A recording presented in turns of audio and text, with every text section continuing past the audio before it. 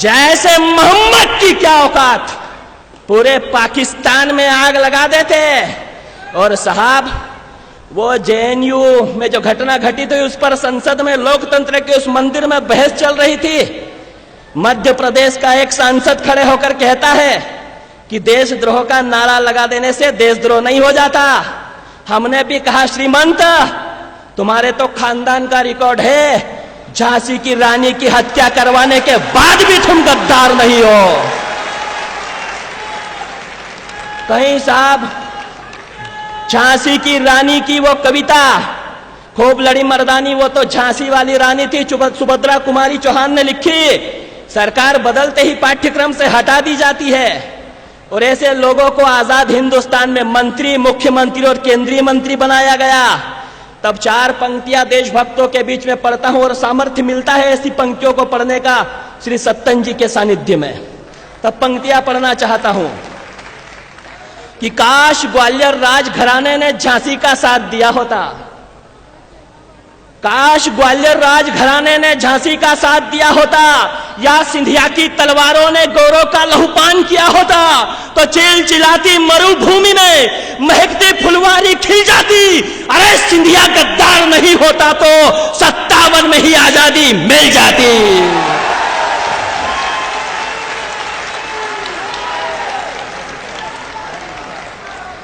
और एक भारत माता की।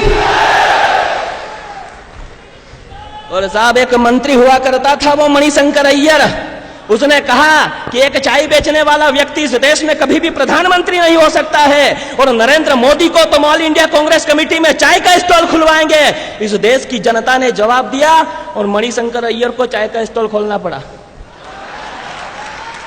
तो पंक्तियां पढ़ना चाहता हूं कि यूं तो चाय बेचकर भी गुजारा हो रहा था, यूं तो चाय बेचकर भी गुजारा हो रहा था, पर भारती की दुर्दशा पर व्यथित मन रो रहा था।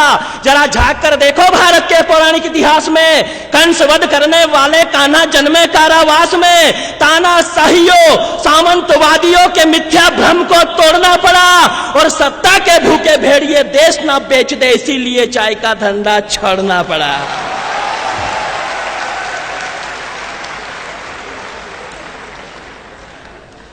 और वो अभी आप सब भारत माता की जय का घोष कर रहे हैं, वो हैदराबाद वाला कहता है कि मैं भारत माता की जय नहीं बोलूंगा। ऐसा नहीं है साहब, ताली बजाओ तो फिर अच्छे ढंग से बजाओ।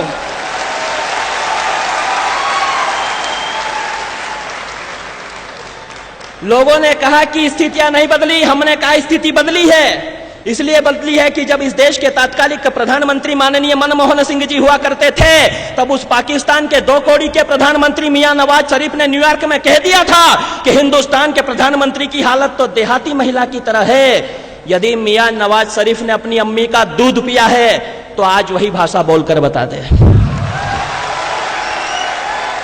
लेकिन हमें पीड़ा तब भी हुई क्योंकि हिंदुस्तान की गांव की महिला, हिंदुस्तान की देहात की महिला यानी ब्रह्मांड की सर्वशक्तिमान नारी, उसकी तुलना मनमोहन सिंह जैसे कमजोर व्यक्ति से कर दी। तब पंक्तियां पढ़ता हूं, आपके संस्कारों को आमंत्रित करते हुए पंक्तियां पढ़ना चाहता हूं कि वो देश जो दगाबाज दोगलों से शासित रहा, वो देश जो दगाबाज दोगलों से शासित रहा, उसका वो प्रधान जो स्वयं अपने ही देश से निष्कासित रहा। तम का पुजारी वो जानता नहीं है सत्व को, वो जानता नहीं है हिंदुस्तान की देहाती महिला के महत्व को। अरे वनवासी सबरी के द्वार पर स्वयं मर्यादा पुरुषोत्तम आते हैं, गोकुल की यशोदा का माखन खाकर कान्हा जगत गुरु बन जाते हैं। वो भूल गया बंगा की विद्यावती के बेटे भगत सिंह ने असेंबली में बम फोड़ दिया था, और भाभरा की जगरानी के बेटे शेखर ने फिरंगियों को जवाब मुंह तोड़ दिया था। वो भूल गया कारगिल के युद्ध में जिन बेटों के शौर्य ने उनके बोरिया बिस्तर समेटे थे, अरे सरहद पर लड़ने वाले सबसे ज्यादा देहाती मां के बेटे थे।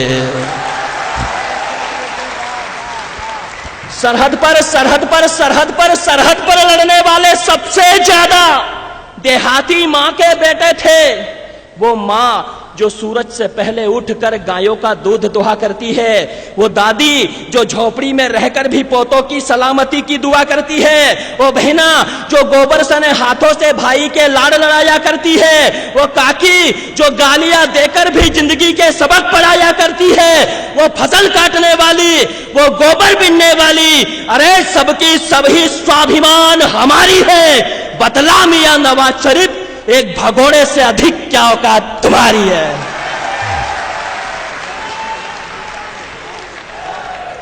और साहब कहा उसने हैदराबाद वाले ने कि भारत माता की जय नहीं बोलूंगा, तब 4 पंक्तियां राष्ट्र भक्तों के बीच पढ़ना चाहता हूं।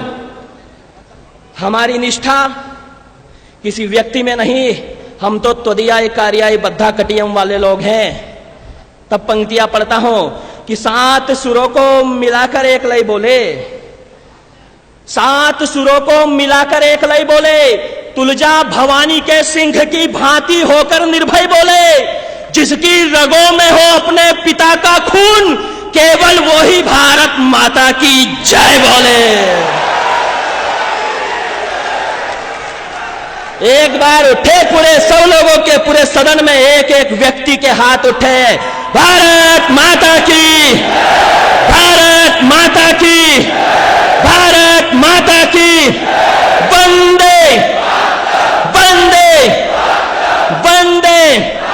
और उसने कहा कि वो इसलिए नहीं बोलना चाहता क्योंकि ये संविधान में लिखा हुआ नहीं है।